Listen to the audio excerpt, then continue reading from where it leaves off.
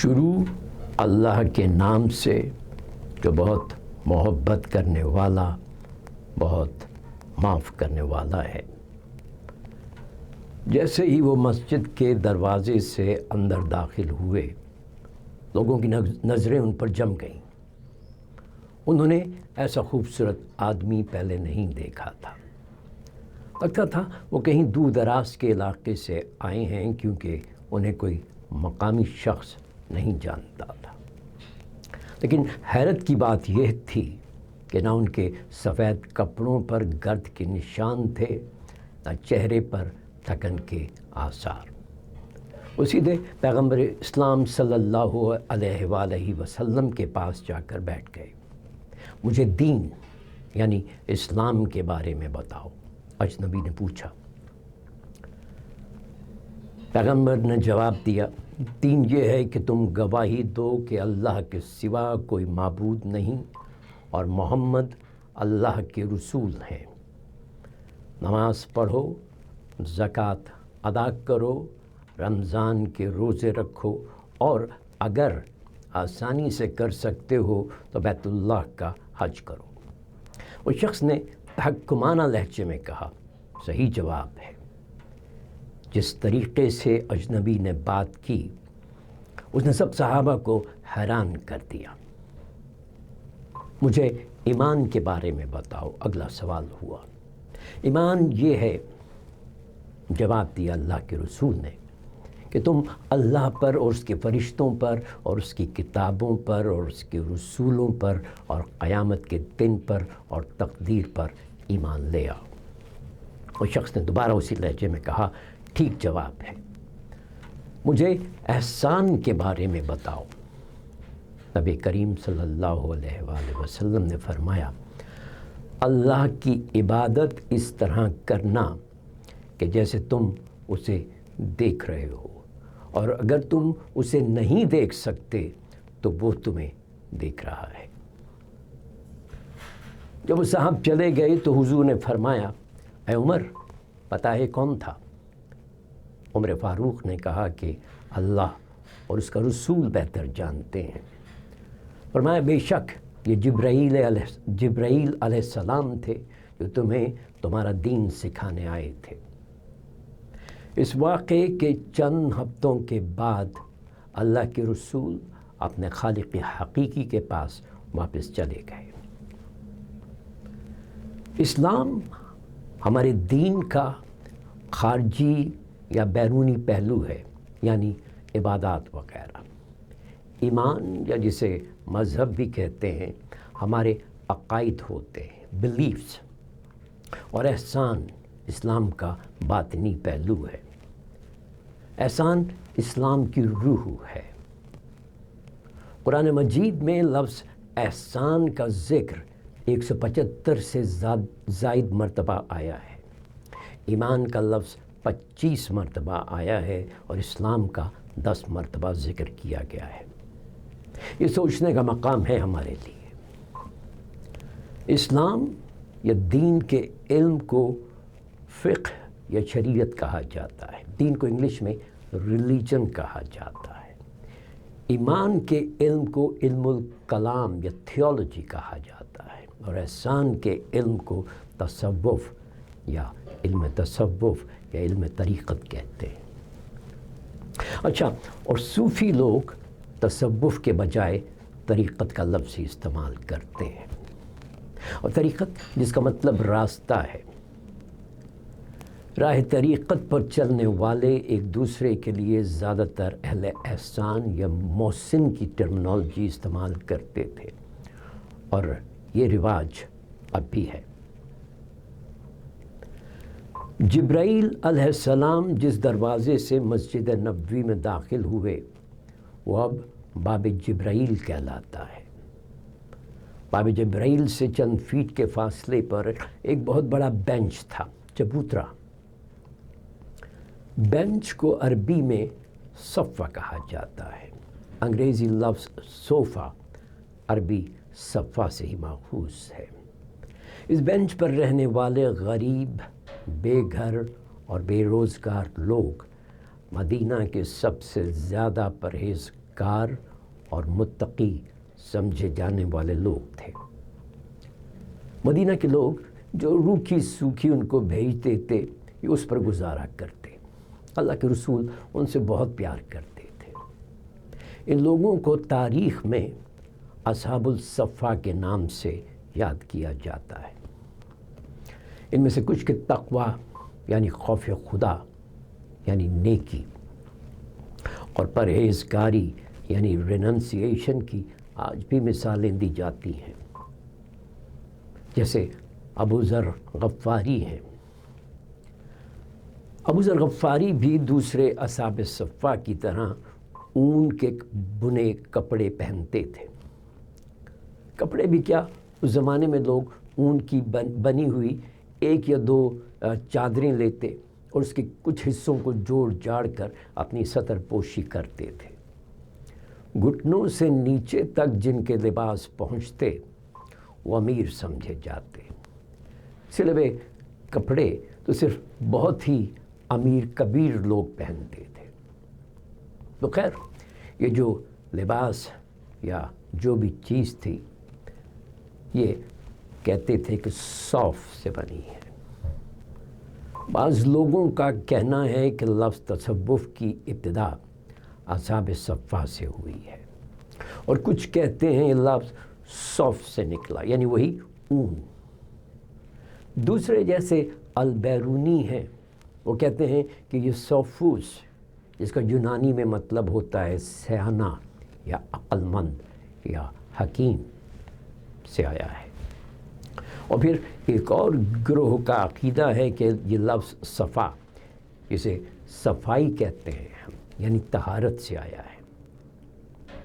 لیکن طہارت کے لیے قرآن طہارہ کی اصطلاح استعمال کرتا ہے اور خالص یا شفاف لوگوں کو طاہرین کہا جاتا ہے، ٹرانسپیرنٹ پیپل۔ اور اس کے حق میں دلیل دینے والے کہتے ہیں صوفیوں کے لیے بیرونی اور اندرونی طہارت اہم تو بہت ہوتی تھی۔ صوفی علماء جیسے المکی، الکالابادی، الحجویری، القشیری، الغزالی اور الگیلانی جو ہیں، ان کا کہنا ہے کہ صوف یعنی اون ہی لفظ تصوف کی ممکنہ جڑ ہے۔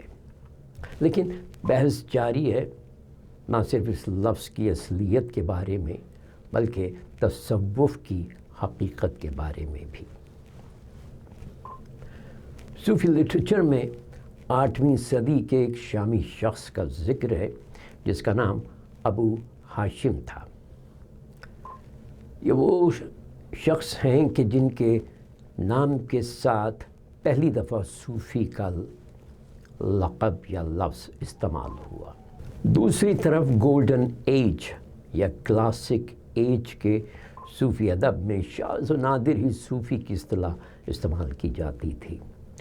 ان کو پیر یا شیخ کے طور پر مخاطب کیا جاتا تھا۔ یہ اس زمانے میں احترام کے القابات تھے، یعنی بزرگ یا دانشمند آدمی۔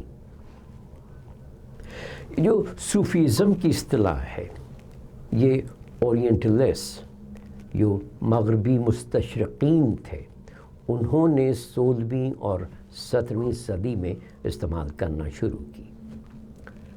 ابتدائی دور کے ان مستشرقین سے زیادہ کسی نے تصوف کو نقصان نہیں پہنچا۔ یہ لوگ زیادہ تر پروٹیسٹنٹ تھے یا ملحد تھے اور مذہب بیزار تھے۔ اور اب 16ویں صدی یا 17ویں صدی میں کوئی صوفی تو رہے نہیں تھے، یہی ملنگ پیر فقیر قسم کے لوگ تھے۔ اور پھر جدید دور کے وہابیوں نے ان تمام آئیڈیاز کو تصوف کے خلاف اپنی جنگ میں استعمال کیا، اور یہ جنگ بھی جاری ہے۔ ابھی ان دنوں کی بات ہے کہ پیغمبر اسلام اس دنیا سے جا چکے ہیں، ملک پر ملک فتح ہو رہے ہیں، دولت کے انبار لگ رہے ہیں، مسلمان پوری طرح دنیا کی آسائشوں میں کھو چکے ہیں۔ ان حالات میں ایک تقویٰ تحریک یا پائٹی موومنٹ شروع ہوتی ہے، لیکن یہ کوئی منظم تحریک نہیں، اس میں بھانت بھانت کے لوگ ہیں، اور یہ سلسلہ آج بھی جاری ہے۔ 10ویں اور 11ویں صدی کے دوران تصوف کے مشہور اسکول یا اسکول آف تھاٹ ابھرے۔ بغداد میں جنید کا راسخ العقیدہ یعنی آرتھوڈاکس مکتب، جنید بغدادی سید الطائفہ، تمام صوفیوں کے بادشاہ، یہ اسکول بڑی سختی سے سوبرٹی پہ رہتے ہیں، صحف۔ پھر حارث المحاسبی کا محاسبی مکتبہ فکر کہ شدید مشقت کی زندگی، خود احتسابی اور سب سے اہم دکھاوے سے بچنے کی ضرورت پر زور۔ محاسبی کے مکتبہ فکر نے خراسانی تصوف کے مکتبہ فکر کو بہت زیادہ متاثر کیا، جس کا نام ملامتیہ فرقہ تھا، یعنی خود کو بدنام کرنے والے۔ یہ تکبر کی ضد سمجھا جاتا تھا۔ اور پھر ایک تیسرا مکتب بایزید البسطامی کا تھا، تصوف کا سب سے مشہور اور صوفیہ کی نظر میں سب سے زیادہ بدنام اور بدکردار اسکول۔ جی ہاں، انٹاکسیکیشن، نشہ، مستی، سکر، درویش یا درویش، ملنگ، فقیر، قلندر، یہ سب اسی مکتبہ فکر سے تعلق رکھتے تھے۔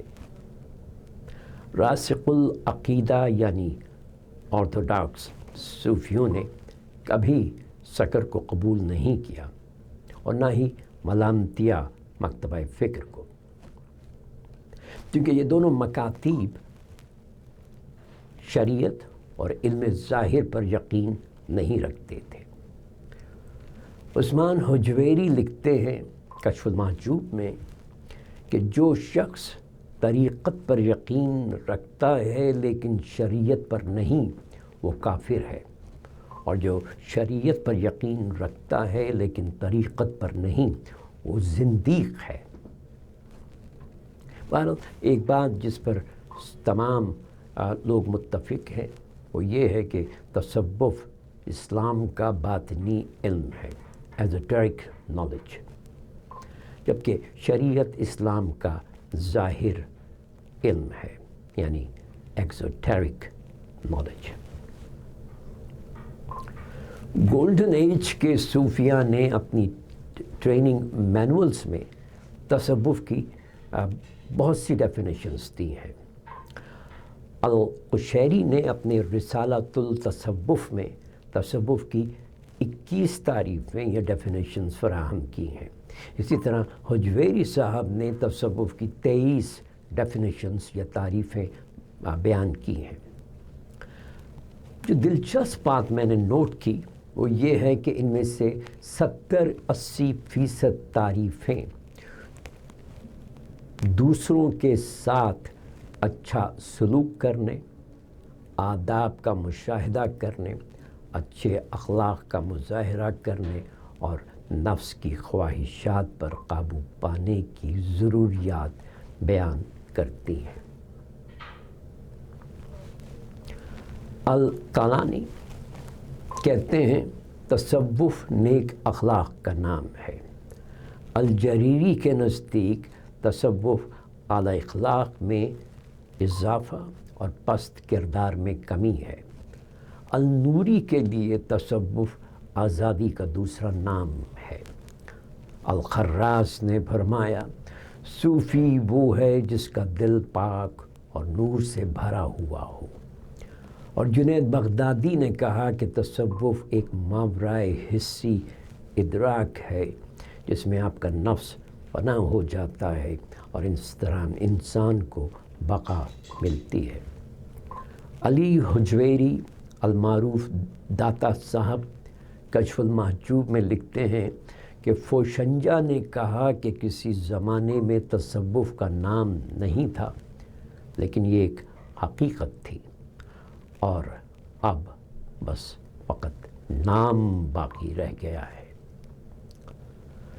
مجھے لگتا ہے کہ یہ ایک معمہ ہی رہے گا کہ اس لفظ کا مطلب کیا ہے، اور اس سے بھی اہم کہ اس کی حقیقت کیا ہے۔ اور صوفی چاہتے بھی یہی تھے۔ اکثر مغربی اسکالرز تصوف کا ترجمہ اسلامک مسٹسزم کرتے ہیں، اور ان کی دیکھا دیکھی ہمارے ماڈرن مسلمان بھی یہی ٹرم استعمال کرتے ہیں۔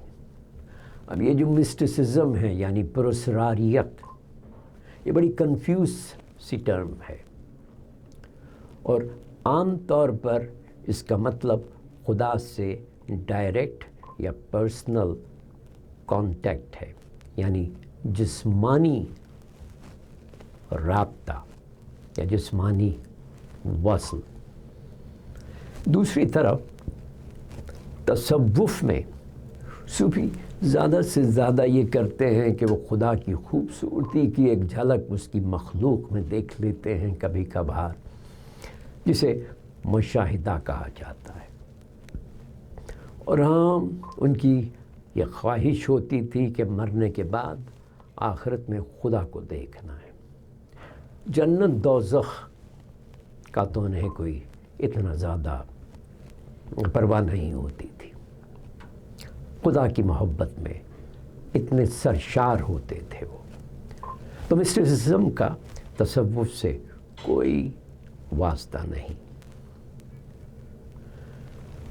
خیر، اسلامی تصوف کا بنیادی مقصد تو یہ تھا کہ اپنے ساتھ، اپنے خالق کے ساتھ اور اپنے خالق کی تخلیقات کے ساتھ تعلقات کو بہتر بنایا جائے۔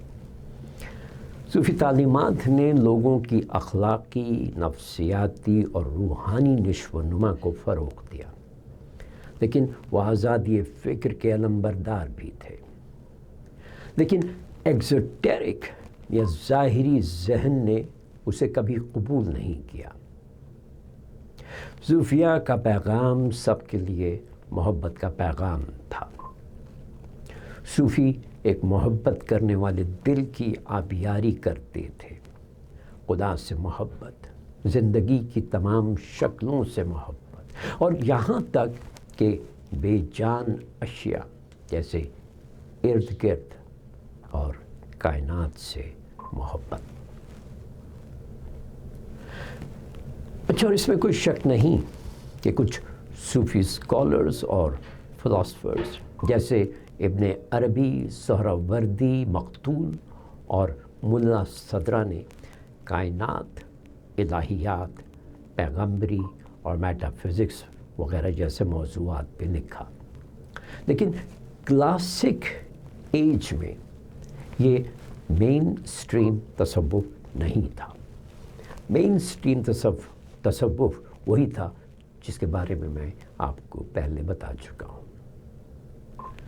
یہاں یہ بتانا بھی ضروری ہے کہ عیسائیوں میں رہبانیت یا دنیا ترک کرنے کی روایت تھی۔ وہ اولاد ابراہیم میں باطنی علم فروغ دینے والے پہلے لوگ تھے۔ ان سے پہلے یہودیوں کا زور صرف ظاہری عبادات پر تھا۔ اسلام رہبانیت سے منع کرتا ہے۔ مین سٹریم بغدادی تصوف میں رہبانیت کا کوئی تصور نہیں تھا۔ ان کی اکثریت تصوف اختیار کرنے سے پہلے کسی نہ کسی پیشے سے منسلک تھی۔ محاسبی کے مطابق تصوف میں دکھاوے کی اجازت نہیں، اور صوفی کے لیے ضروری ہے کہ وہ عام انسانوں کا رہن سہن اختیار کرے۔ شروع کے جو صوفی تھے جیسے حسن البصری تھے، تو وہ لوگوں کے دلوں میں جہنم کا خوف پیدا کرتے تھے۔ یہ جو حب اور عشق وغیرہ کا تصور ہے، یہ تصور رابعہ بصری سے شروع ہوتا ہے۔ بغداد کے زیادہ تر صوفیوں نے، جن میں جنید سر فہرست ہیں، شریعت یعنی فقہ اور طریقت کے درمیان توازن برقرار رکھا، تاہم انہوں نے ظاہری تقوی، پرہیزگاری اور شریعت کے ساتھ ساتھ انٹرنل پائٹی یعنی ایک اندرونی تقوی اور پرہیزگاری کا ایک بہترین سسٹم تیار کیا۔ اہل بغداد کے اکثر صوفیہ فقہ، حدیث اور علم الکلام میں بھی ٹرین ہوتے تھے۔ تو جیسا کہ آپ دیکھ سکتے ہیں، صوفیہ کے اسلام کے تصور کی بنیاد حدیث جبرائیل ہے، دین، ایمان اور احسان۔ اسلام کے 3 اجزاء ہیں۔ صوفیہ کے مطابق ان میں سے اگر ایک بھی مس ہو گیا تو آپ کا اسلام نامکمل ہے۔ تصوف یا طریقت کی بنیاد یہی احسان کا تصور تھا، یعنی اس طرح زندگی گزارنا کہ انسان کا یقین ہو کہ اللہ تعالیٰ اسے ہر وقت دیکھ رہے ہیں۔ یہ تصوف کا پہلا درجہ تھا اور یہ عوام کے لیے تھا، اور صوفیہ نے اپنے اوپر احسان کا انتہائی درجہ مقرر کر رکھا تھا، یعنی زندگی اس طرح گزارنی ہے کہ جیسے انسان اللہ کو ہر وقت دیکھ رہا ہے، اور بس یہی تصوف کی حقیقت ہے۔ اور ہمارا فرض بات کو واضح بیان کر دینا ہے۔